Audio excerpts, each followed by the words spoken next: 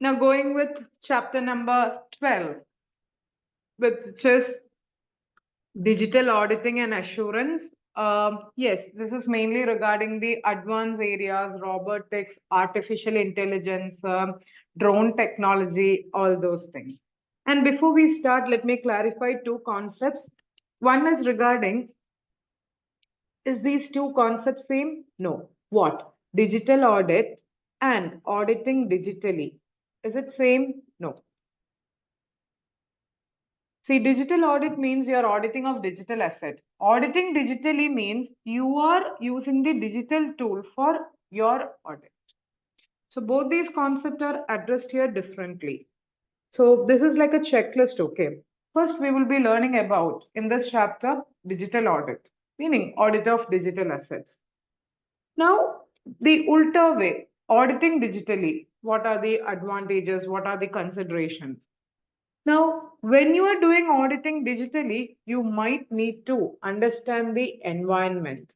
Here you will be reminded of essay 315. You may need to consider the entity and its environment. You may need to understand about the interfaces. You may need to see the system generated reports because the system initiate processes, records the transactions. Now, use of IT. Because of IT, there are some risk, unauthorized transactions, loss of data, failure of the system to update the system programs. So, what are the risks from using the IT? Now, very, very important, we are talking about the cyber risk.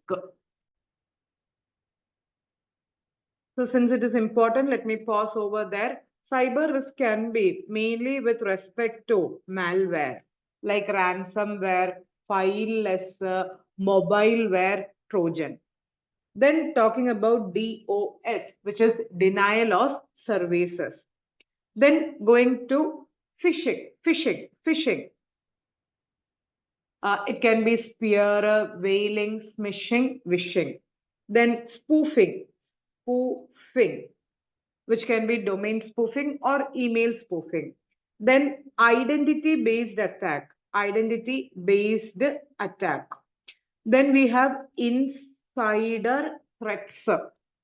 Then there is DNS, meaning domain name system. Finally, we have IoT, Internet of Things. So these are the various cyber risk which may arise.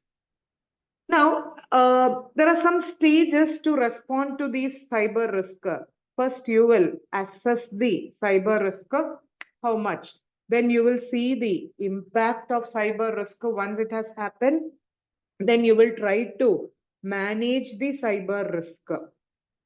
So basically, you have to identify the risk, try to protect. If it has happened, you might need to detect and recover.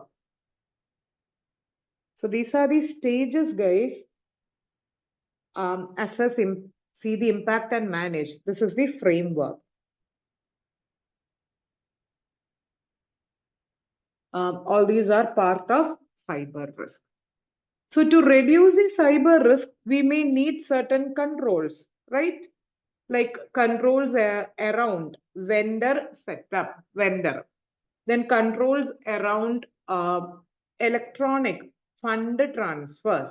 Then controls around patch management and other security fixing. Okay. Then they were talking about the remote audit. Okay, let me pause over there regarding the remote audit.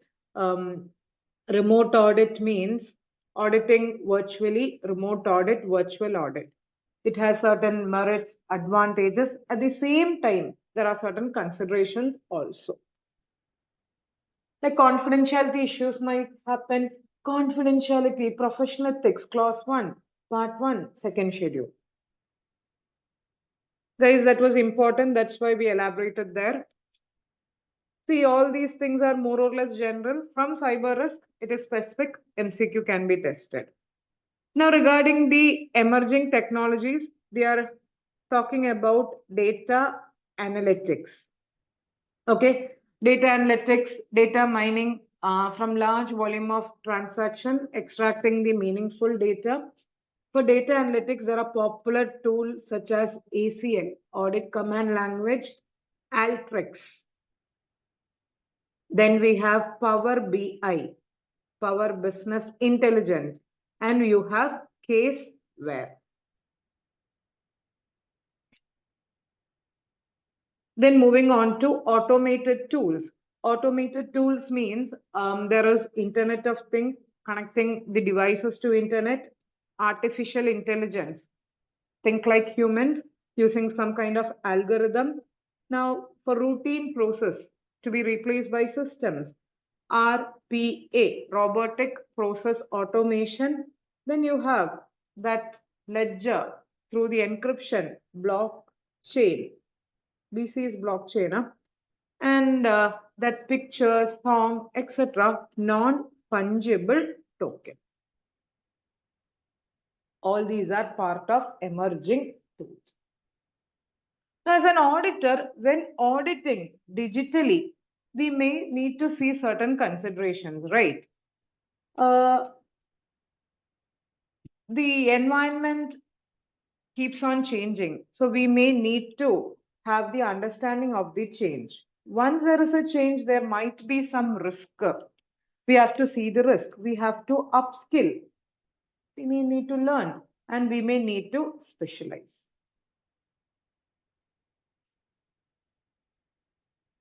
Finally, this chapter ends up by saying about the next generation audit. It starts by saying using the drone technology for stock taking, then regarding the augmented reality. Augmented reality means like the Pokemon, etc. In the real world, adding the elements. Then, one more step ahead, virtual reality, not the real world, virtual world. Then, metaverse. Metaverse. That's regarding the 3D. All these are regarding next generation audit. So guys, starting of the chapter, I just went through quickly, mainly because all these are very general. Like what is digital audit? Digital audit means it's mainly checking of the IT systems. Okay, so what are the features, advantages, etc. Auditing digitally means you are using the digital technology for doing the audit. So what are the advantages like quality, efficiency, ease? At the same time, you may have some problem consideration. For this, you may need to understand the entity environment. Why? To understand, to identify and assess the risk. Now, there are certain specific risks because of use of IT. That was the first part, which is general. This is the one which we elaborated later on. I hope chapter number 12 summary is clear.